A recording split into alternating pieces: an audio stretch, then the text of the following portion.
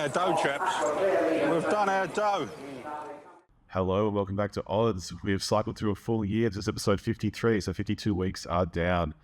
This is another half an hour with me, Alex Jusek, and we will try and win some money, although those percentages have been falling and falling. So last week, we returned about $35. Nothing special, no big sort of winners, just a few place bets here and there. LV came through at $7.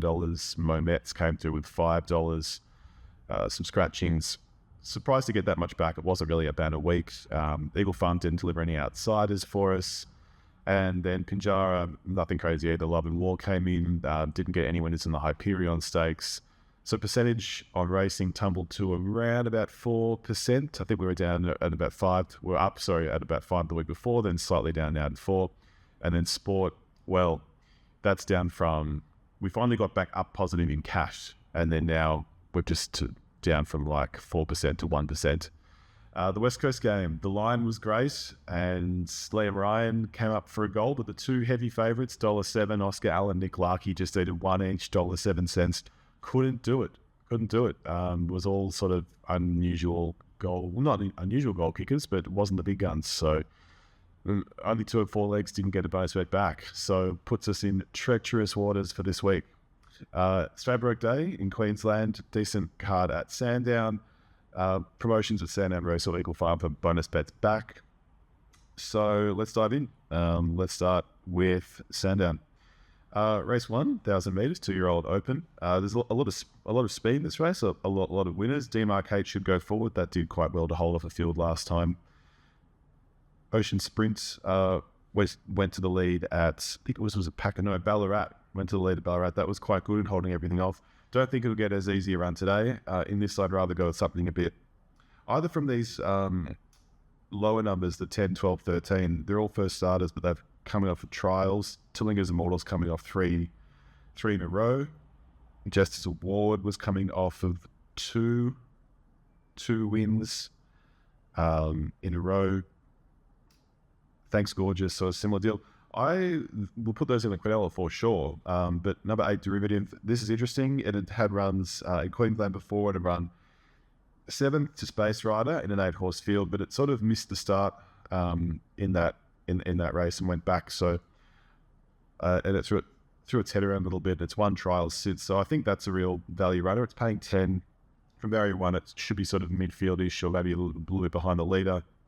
With such a long layoff and an improvement in matters, it could have a whole different racing pattern. But I think there's value there. That's taken some time to get this horse right, so I'll have something on that. And sort of take on the favourites. Race 2, 1,300 metres. This one was just too open. Too many of these horses had good form lines. A lot of recent place getters just had no idea. The favourites paying $240, Terra Lee, ambivalent. Not really wanting to jump on, not really finding anything to compete strongly. So race 2 is a leave. Race 3, 1,400 metres. This is a good race for betting. Just for shows, warming up to a good distance range. Placed 9 out of 10, 3 wins out of 10 runs. That's paying $12 now. It was 11 yesterday. Hot Diggity Boom's also in form. Super Nina's got some good experience of running at this 1,600 metre range now. So that's also there in the conversation. Strong favourite. It's paying $220. I think the thing here is that last time it just had a perfect run. It was behind the speed. It was around 4th or 5th. Then on the turn when they fanned, there was sort of a saloon passage to the middle. It came pounced and won easily. I just don't know it's going to get that run again, but it has got a 3 kilo claim. It is drawn really well, so I can see why people will jump on. But I'm going to go for Just for Show, and then a Quinella for 1, Yaldi, 2 Just for Show, 4 Hot Diggity Boom, 5 Supernema, and 6 the very talented Waitley, which the way that it's been beating fields, you would probably think that it would start favourite for this race, but still value at $5.50 if anyone likes that, and 2 kilo claim. So definitely that in the Quinella for 1, 2, 4, 5, and 6. Race 4, 1,400 metres.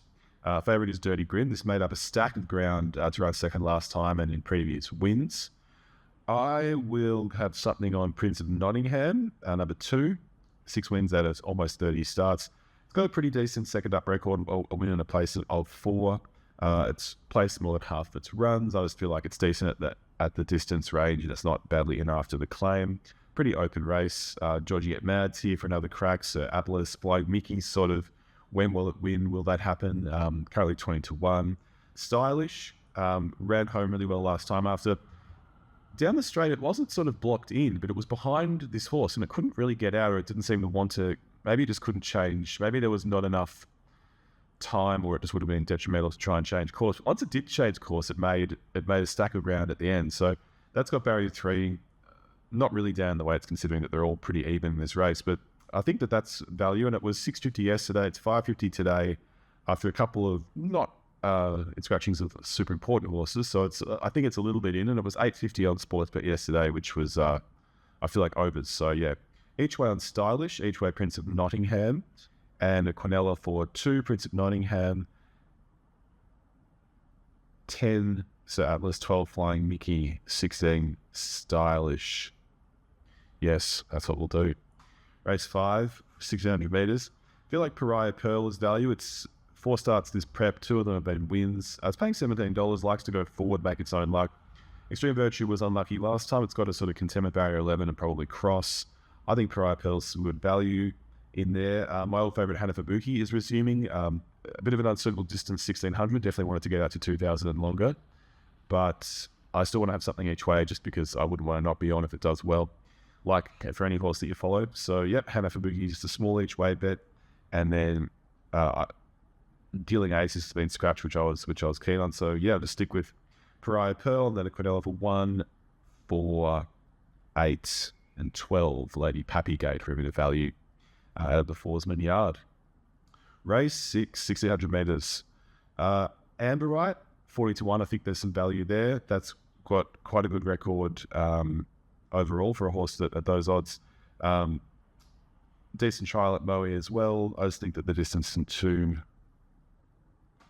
bad for it at those odds. Road Code has been winning really easily. High and Proud is ran in against good competition in a previous prep, and I feel like it's a little bit under the radar here. Most of the attention's on Road Cone. Nations Calls Us are also in the market. Aztec State resuming. I feel like that will be better later on. So it's a bit of a decoy.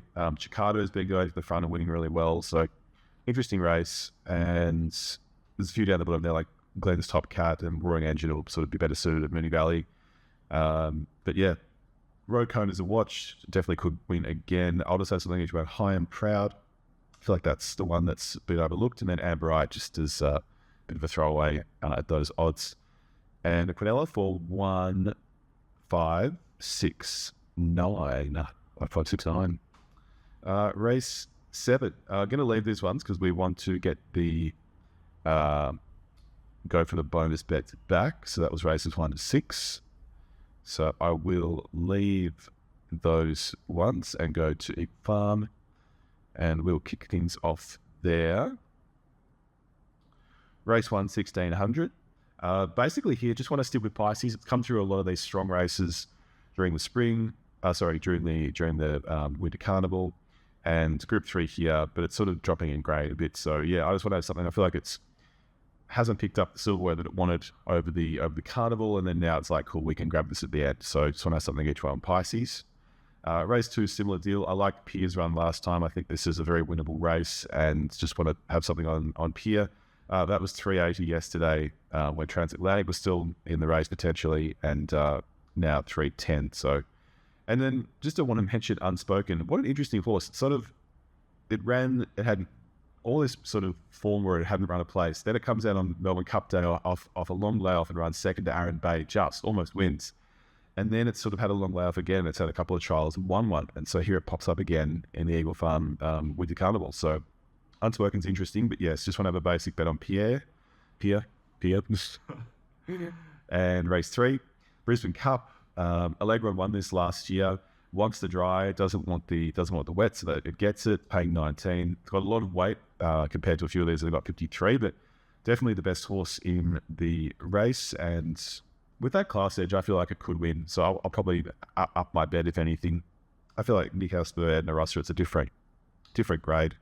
And Campbell-Dino was favourite yesterday. Now it's second favourite at 310. So money's come for Edna Rosso. Campbell-Dino's eased. True Marvel, probably with a leg run of the two that are the best of the distance, that are really 3,200 metre horses. But yeah, I'm just very keen to see what a leg run can do, because I'm very big on horses that can win a race consecutively, the same race, same day, years apart, or especially consecutive years. So Allegron, let's see, that's race 3.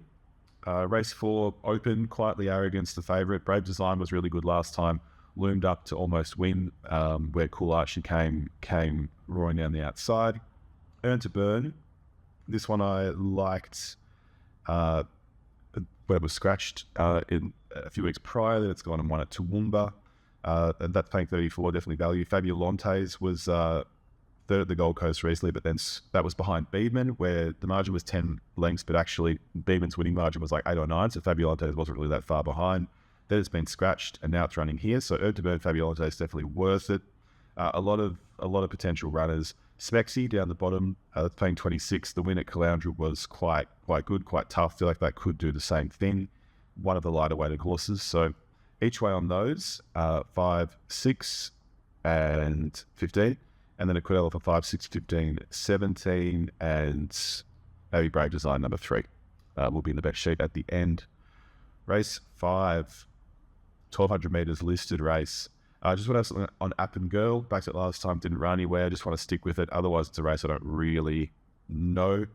Too many possibilities. Race 6, the JJ Atkins.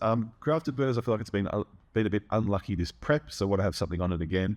Cool Archie's done everything right and kept on winning, so I'm just banking that sooner or later it will lose, and that might be today. So I want to stick with Grafted Burners. And Sweet Pretender was a good win. I've been following this a little bit at the weekend meetings, and then it's come out on a weekday meeting at Doomben and won and paid over 11. So there's a note of that at 151, number 17. And otherwise, yeah, just want to have something on Grafted Burners. Race 7, Dave Ripper Stakes. Nothing really here that I liked. I'm an old fan of Coco Jumbo, so just want to have an each way bet on that. But form-wise, couldn't really find anything, so just sort of skipped this. Arctic Glamour is a note. I backed that for Comrade Rosa. But yeah, Firestorm, really top horse. Just want to see how that all plays out. And then the Stradbroke, what can be said? War Machine's the favourite. I don't think it beat a whole lot last time in that Doom and Group 3.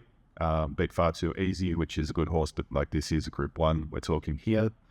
Golden Mile was a good again. And yeah, another third in a top race at big odds over 25 to 1. Classic Golden Mile behaviour. Rothfire was good, almost won last time. Feel for him. He really deserved a race like that and just got done by Sunshine in Paris.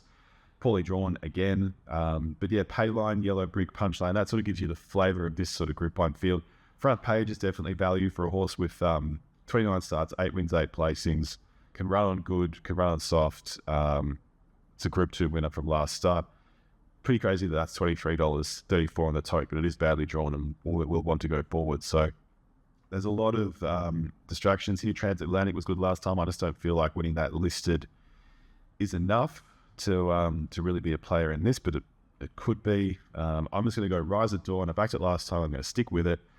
And the one that I haven't said anything about but I like, I just think Private Eye. It is 7 years old now, but it's still a really top horse, and it's coming off a trial win.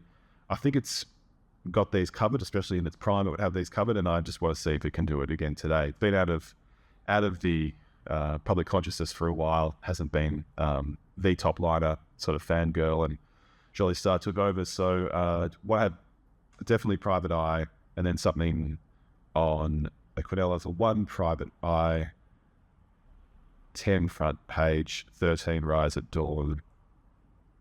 Yeah. Would have been Morning, but that's been scratched, so we'll stick to those 3. And then race 9, nothing there for us. And then we just want to have a quick look at one at Te Rapa. This was race 4. So I liked a few outsiders here. Sabella, Sabdi, The Old Trick. Thought they were lightly raced, had some possibilities. And then in the Quinella with Madam Kiwi. And so that would be 10 Madam Kiwi, 13 Sabella, 15 Saab, 16 Baker's Dozen, 17 The Old Trick.